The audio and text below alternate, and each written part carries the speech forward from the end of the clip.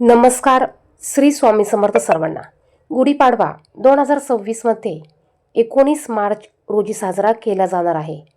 गुढीपाडवा येण्या अगोदर घरातील काही जुन्या नकारात्मक वस्तू किंवा नकारात्मक असणाऱ्या वस्तू घरातून काढून टाकणे शुभ मानले जाते. यामुळे आपल्या घरात पॉझिटिव्ह एनर्जी, सकारात्मक ऊर्जा येते आणि घराची प्रगती होते. तर अशा कोणत्या कोणत्या वस्तू आहेत की ज्या आपल्याला या गुढीपाडव्याच्या अगोदर घरातून बाहेर काढून टाकायच्या आहे, याच विषयीची अगदी थोडक्यात माहिती आपण पाहणार आहोत. त्यामुळे व्हिडिओ कुठेही स्किप करू नका, संपूर्ण बघा. कमेंट बॉक्समध्ये श्री स्वामी समर्थ नक्की लिहा. बघा, जर का घरात अडगळ असेल, नकारात्मक ऊर्जा साठवणाऱ्या वस्तू असेल किंवा न लागणाऱ्या तुटलेल्या फुटलेल्या वस्तू असेल, तर यामधून घरात निगेटिव्ह ऊर्जा तयार होत असते. अलक्ष्मी ह्या वस्तूंमध्ये वास करत असते. त्यामुळे आपल्याला जर का घराची प्रगती हवी असेल, नवीन वर्षाची सुरुवात ही सुखाने करायची असेल, तर आपल्या घरात असलेल्या या वस्तू आपल्याला अगोदर घराच्या बाहेर काढून टाकायच्या आहे. आता यामध्ये सर्वात पहिली वस्तू म्हणजे तुटलेली भांडे किंवा काचेच्या वस्तू. घरात तुटलेली भांडे किंवा काचेच्या वस्तू ठेवणे अशुभ मानले जाते. गुढीपाडव्यापूर्वी अशा वस्तू आपण घरातून बाहेर काढून टाकायच्या आहे. त्यानंतर बंद पडलेली घड्याळे. घरात जर का बंद पडलेली घड्याळे असतील तर ती घरात ठेवू नये. ती आपल्या प्रगतीमध्ये अडथळे निर्माण करत असतात आणि म्हणूनच घरात बंद पडलेली घड्याळे असेल, खराब झालेली असेल, तर ती चालू करून घ्या किंवा मग ती घराच्या बाहेर तुम्हाला काढायची आहेत. त्यानंतर तुटलेल्या मूर्ती. बघा, बऱ्याच ठिकाणी देवांच्या तुटलेल्या मूर्ती, भंग झालेल्या मूर्ती असतात किंवा तुटलेले भंग झालेले देवांचे फोटो असतात किंवा काचा तुटलेल्या असतात.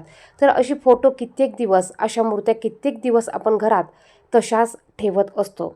यामुळे देखील घरात एक निगेटिव्ह, नकारात्मक ऊर्जा तयार होत असते आणि म्हणूनच आपल्या घरात देखील अशा तुटलेल्या देवांच्या मूर्ती किंवा भंग झालेल्या मूर्ती असेल तर आपल्याला त्याचं विल्हेवाट लावायचं आहे, म्हणजेच त्या घराच्या बाहेर काढायच्या आहे आणि एखाद्या पाण्यात त्याचं विसर्जन आपल्याला करायचं आहे. यानंतर बघा, जुने आणि फाटलेले कपडे.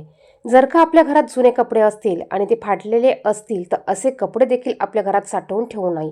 याने देखील आपल्या घरात नकारात्मक ऊर्जा, अलक्ष्मी वास करते. बघा, ज्या गोष्टी आपल्याला लागत नाही त्या गोष्टींमध्ये अलक्ष्मी वास करत असते आणि यामुळे आपल्या घरात निगेटिव्ह ऊर्जा साठून राहते आणि याचमुळे आपल्या घरात क्लेश, वाद ह्या गोष्टी देखील होत असतात आणि म्हणूनच आपल्या घरात ज्या ज्या न लागणाऱ्या गोष्टी असतील त्या तुम्ही गुढीपाडव्याच्या अगोदर घराच्या बाहेर काढायच्या आहे. आता जुने चपला असतील, जुने बुटं असतील, रद्दी असेल, न लागणारे वह्या पुस्तकं असतील, ज्या पण अडगळीच्या वस्तू आहेत, अशा वस्तू आपल्याला घराच्या बाहेर काढायच्या आहे. जर का ह्या वस्तू तुम्ही तशाच घरात साठवून ठेवत असाल तर यातून एक निगेटिव्ह ऊर्जा तयार होत असते आणि ही ऊर्जा आपल्या घरातील सर्वांनाच ही त्रास देत असते आणि यामुळे कुठेतरी आपल्या घराची प्रगतीही थांबते.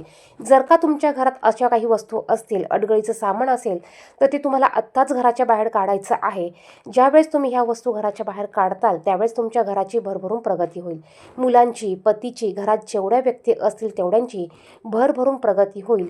घरात माता लक्ष्मीचा अखंड वास राहील.